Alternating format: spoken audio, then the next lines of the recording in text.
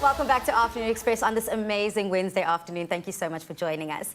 Now, by 2020, South Africa aims to fully migrate from analog to digital TV. Now, if you own an analog TV, you will need to ensure that you're digital ready so that you don't lose access to local channels and broadcasters. But here to break down the migration and its effects is tech expert Leigh-Anne Jansen van Rensburg. Welcome to The Loft. Thank you very much for having me. I'm so glad because we've been speaking about this incredible LG TV behind me and the difference between analog and digital. For those viewers at home who are completely clueless like myself, what's the difference between analog TV and digital TV? Right, so it has to do with the signal that you receive on your TV.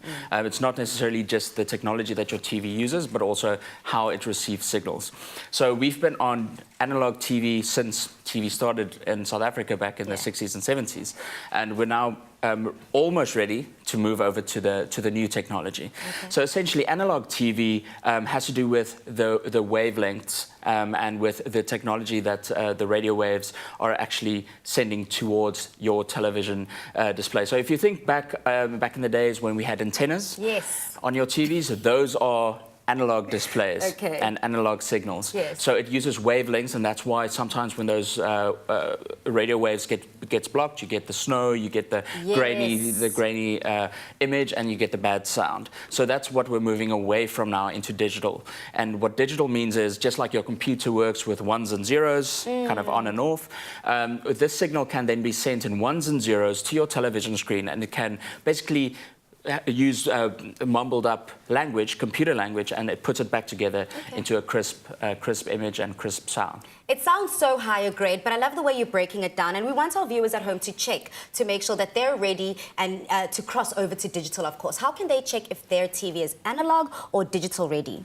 Right, so it's going to have to do with the age of your television. So digital has been used in the world for quite a while now. So most of the modern TVs that you've bought in the last even 5 to 10 years should be digital ready. You can obviously look at the manual. Not a lot of people do that, but that's me. I never read the manual. That's my brother's job. So you can definitely do it there. The other option, even if you do have a old school analog TV, you can use what's called a set-top box.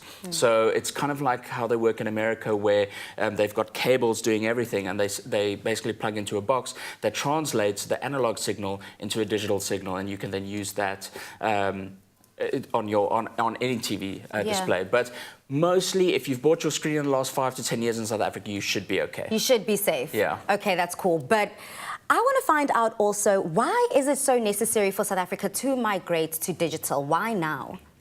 That's a good question, and we've been asking the same question for quite a long time. Government have been talking about the digital displays and digital signals for a very long time, and it's been delayed pretty much since the beginning of the noughts. It's moved towards more of a political sphere, and then the SABC picked it up and they wanted to push the newest technology.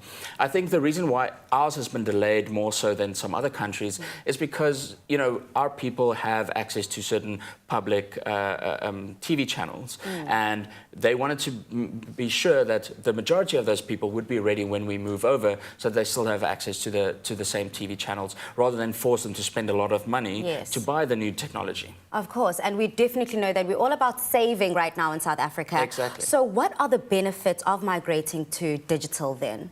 I mean, it's pretty clear, right? So your digital image is going to be a lot crisper and clearer. You're not going to have the snow, you're not going to have the satellite imagery that's going to get blocked by line of sight, essentially. And you're also going to have much clearer sound as well. So on any TV, even if you've got an older TV with a set-top box, you'll be able to have the best technology and the best, you know, image quality and sound quality, which I think helps a lot when you're trying to give a message to the public. And of course, enjoying your favorite series. Of course. That's all I'm about. So I want to find out as well, okay, so we definitely know that it's highly beneficial, but how do you do it? Now that we know the benefits, now that we know that I've got an analog, how do I convert? Right, so there's only two ways, unfortunately. Either you get, as I said previously, the set-top box. So the SABC and the government will be launching a set-top box that will be able to convert your analog signal into a digital signal.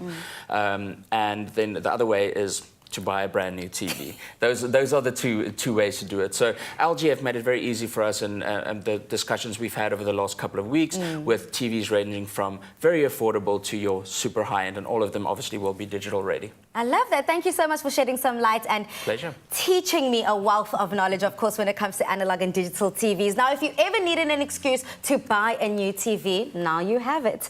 Go digital and shop LG's range of digital-ready TVs by visiting LG.com.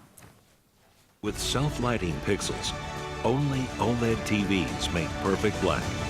And perfect black creates perfect color. LG OLED TV.